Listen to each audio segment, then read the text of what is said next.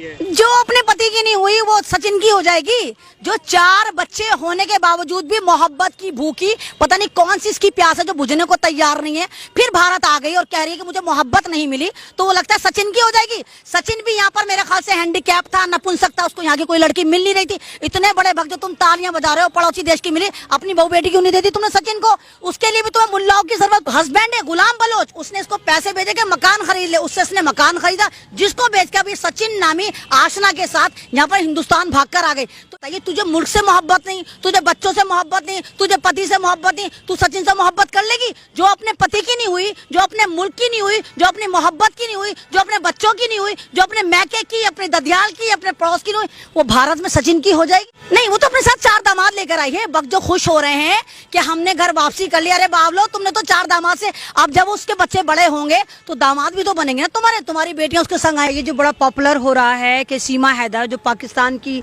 बेटी हैं और भारत की बहू बन गई हैं और भाग कर आई हैं भगोड़ी, तो इसमें लोग बड़े खुश हो रहे हैं। मोदी जी का डंका बज रहा है, लोग कह रहे हैं कि देखो हमने घर वापसी करा ली, और देखो हमने जो है मतलब हिंदुस्तान की लड़कियों को तो हम घर वापस लाएंगे, हम पाकिस्तान की लड़कियों को भी वापस लेकर आएंगे।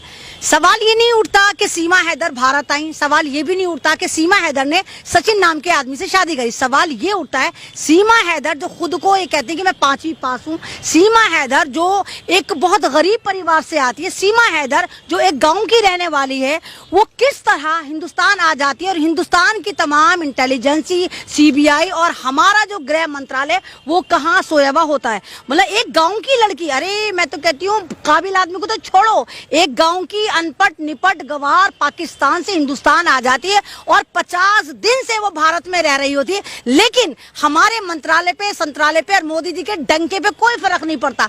वो जब एक्सपोज होती है तो यहाँ पर सवाल तो ये उठना चाहिए था, ये आई कैसी? उसके बाद उल्टा सवाल, उल्टा खुशियां मनाई जा रही हैं कि देखो पाकिस्तान की सीमा हैदर को हमने ना घर वापसी करा दी। तो यहाँ तो मुझे नहीं, अरे आप जय श्री राम आप नहीं, वो तो आतंकवादी, तो भगवा आतंकवादी तो खुश होंगे। सवाल तो ये भी उठता है कि यहाँ तक कहा जा रहा है कि सीमा हैदर के पास 3 पासपोर्ट हैं। सीमा हैदर जो नील बटा सन्नाटा है, एजुकेशन उसके कुछ पास नहीं है, वो कैसे पाकिस्तान से अपना मकान बेच के बाया दुबई, बाया इधर नेपाल होती हुई भारत आई? यानी कोई ना कोई तो उसके पीछे था।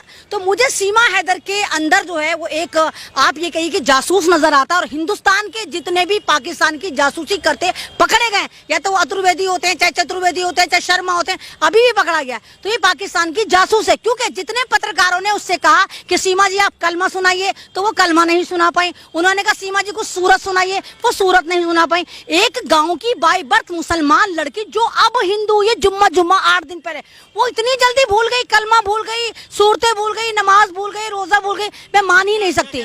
जो सीमा है वो हिंदू है, पाकिस्तानी हिंदू है। देखिए वो पाकिस्तानी हिंदू है जो हिंदुस्तान लाकर दिखाया गया कि देखो पाकिस्तान में हिंदू लड़कियां तो परेशान नहीं हैं, पाकिस्तान की मुसलमान बेटियां भी परेशान है, जिनको हिंदुस्तान के सचिन, जो अपना को सचिन तेंदुलकर बन के पारी पे पारी खेल रहे हैं, वो लेकर आए। तो ये सब ड्रामा है, यहाँ पर मुझे ड्रामेबाजी नजर आती है। और जिस तरह लोग डंका करे कि डंका बज गया, इसमें मोदी जी ने क्या करा? यहाँ तो मोदी जी की साख खराब हुई, यहाँ तो हमारी पूरी दुनिया में लंका लग गई कि देखो भारत जो ये कहता है हम एक इतने जबरदस्त मुल्क हैं, हम डिजिटल पे आ रहे हैं, हम विश्व गुरु बने, वहां पर एक गांव गवट्टी औरत हिंदुस्तान में 50 दिन से रह रही है, लेकिन इनको पता नहीं चलता कि पाकिस्तान की एक औरत सीमा 1001% अगर आप वहां पर खुदाई करेंगे, जाकर मालूम करेंगे, तो सीमा हैदर